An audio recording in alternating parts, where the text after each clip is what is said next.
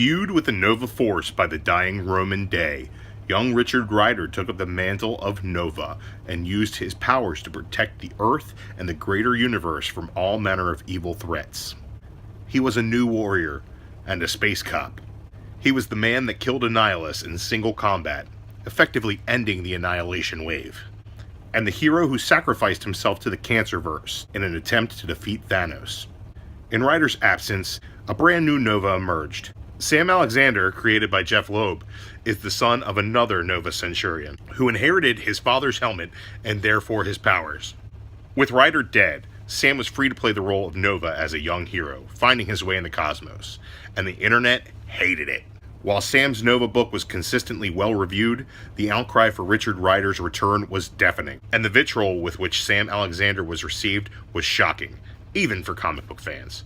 Rider has finally returned in the pages of Sam's latest series, teaming up the two remaining Novas in the universe.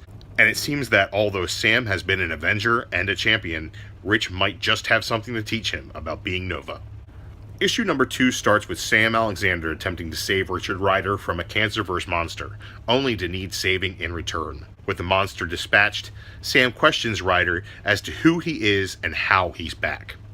Unconvinced, Sam brings him to the champions and Amadeus Cho for confirmation, as the remainder of the young heroes enlighten Rich as to how much he has missed.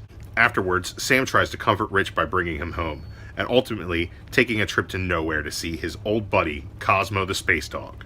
Things don't stay calm for long though, as there is a bounty active on all Nova Corps members. The art in this book is highly stylized and a bit cartoonish, true to Ramon Perez's work.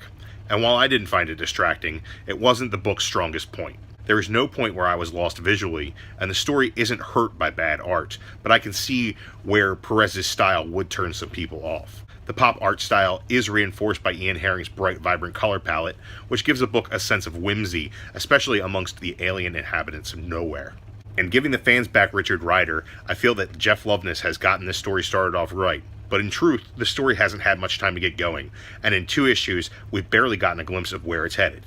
The book does shine in its dialogue, however, as the exchanges between the champions and Rider were the highlight of this week's comics, and Cosmo had me laughing out loud. I love the kids poo-pooing the new warriors, and Rider's bragging about ripping out Annihilus' intestines through his throat.